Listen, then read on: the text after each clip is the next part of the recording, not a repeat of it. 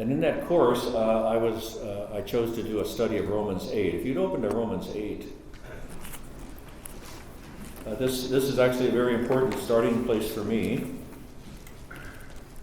And it's about verse 22, I think, or somewhere in there. So I kind of knew that this was there. So verse 22, Paul says, "For we know that the whole creation is groaning together and laboring together until now." And then verse 23, and I'm going to translate this literally, because Paul didn't need to use any of these words. He could have just written this, and not only this, but we also groan. Having the first fruits of the Spirit, we also groan. But he didn't say that. He wrote, but not only this, but also ourselves. We also ourselves, in ourselves, are groaning. He could hardly make it more emphatic that his experience as an apostle and a follower of Jesus is characterized by a powerful groaning as he looks for adoption, the redemption of our bodies. And here was the problem, that at age 32, I was not groaning at all. I was not looking for the redemption of my body. When I thought about the future, of course at 32 you don't think about it too much, I thought about dying and going to heaven, which by the way does happen, so don't misunderstand me.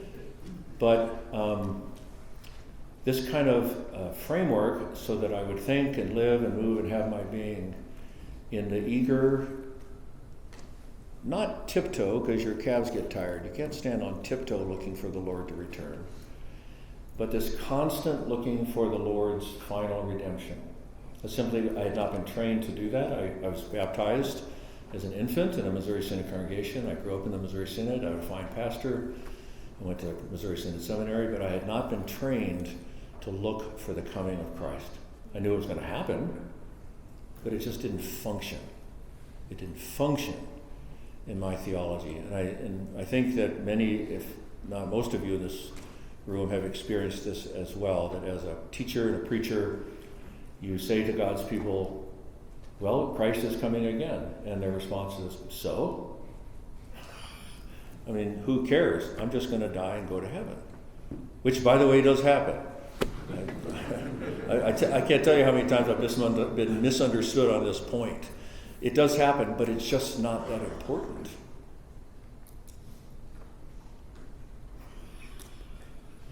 In God's grand scheme of things. Right? So here was the problem that I encountered. Then I went off to graduate school, and the funny thing was that even the liberals who didn't believe it, they knew that the New Testament's message was an eschatological one. So I learned it from among the best of the best, and then I began to think about it. And so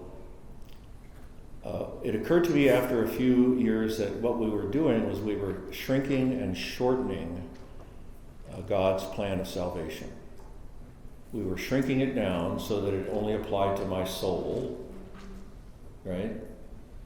And we were shortening it so that it ended with death.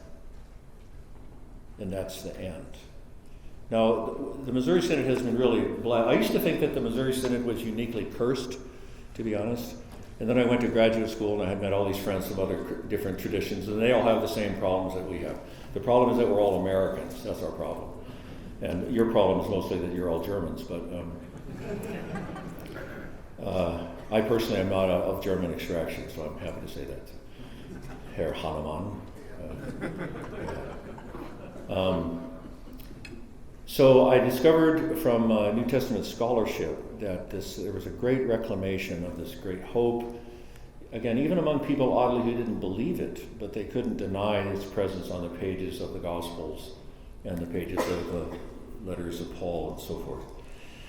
And so some time ago, some of you, I made you read this in class. I make no apologies.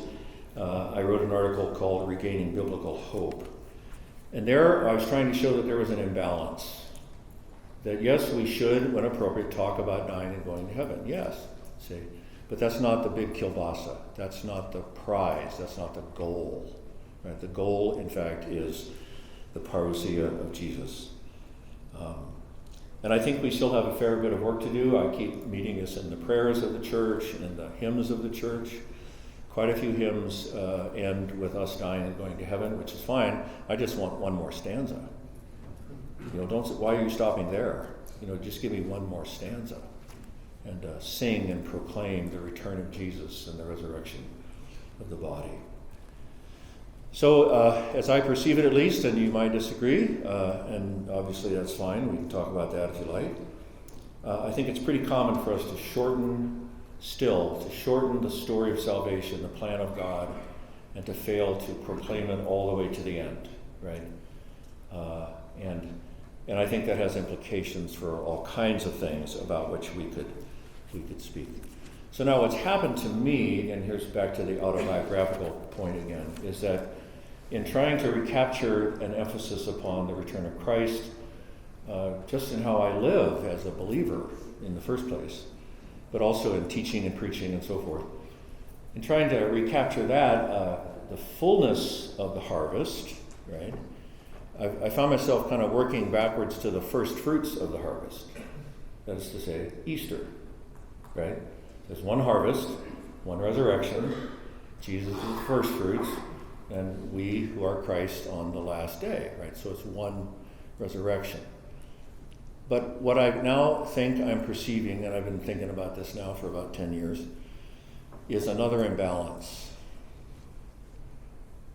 Just as dying and going to heaven became too important, I suppose it's ironic or it's appropriate or something. I've actually used the analogy in this regard of a solar eclipse.